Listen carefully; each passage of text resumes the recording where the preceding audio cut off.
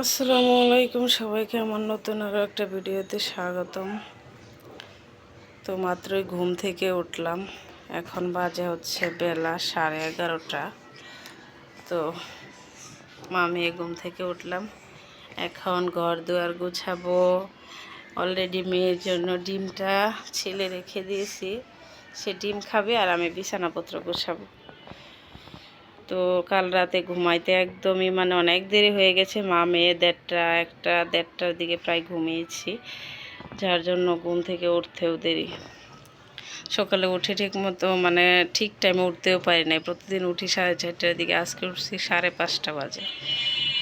এত রাতে ঘুমিয়েছে, যার জন্য আর কি টেরই পাইনি। তো এই যে আমার বিছানা গোছানোর ডান, মেয়ে তো বিছানায় লাফালাফি করতেছে। বাচ্চাদের ঘরে বিছানাপত্র কিন্তু গুছিয়েও কোনো শান্তি নেই, এরা লাফালাফি করে একদম সব কিছু এলোমেলো করে। তো আমিও বেলা বাজে 12টা, অল্প কটা ভাত নিয়ে নিলাম ঝোল তরকারি দিয়ে, একদমই অল্প, যেহেতু দুপুর টাইম হয়ে গেছে এই জন্য একদম অল্প কয়টা ভাত।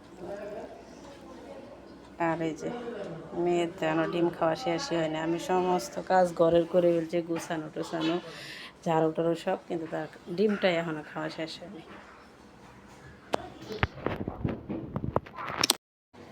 তো এই যে এদিকে ডিপ থেকে লাচ্ছি নামিয়ে নিলাম নর্মাল করে, তারপরে খাওয়াবো কিছুক্ষণ ভিজিয়ে রেখে। আর এদিকে হচ্ছে ডিম, আর ডিম খাওয়া শেষ, মাত্র শেষ হলো। ডিম খাওয়াইতেও 1 ঘন্টা লাগলো আমার।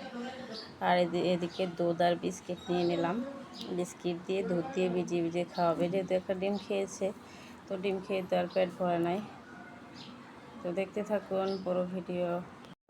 তো এই যে অনেক দিন পরে হচ্ছে বিকেলে রান্না করলাম, আজকে একটু গ্যাসটা ছিল, ভাতটা কারেন্টে রান্না করছি, তো একটু একটু আছে, যেহেতু সেকা দিতে দিলাম একটু আর কি।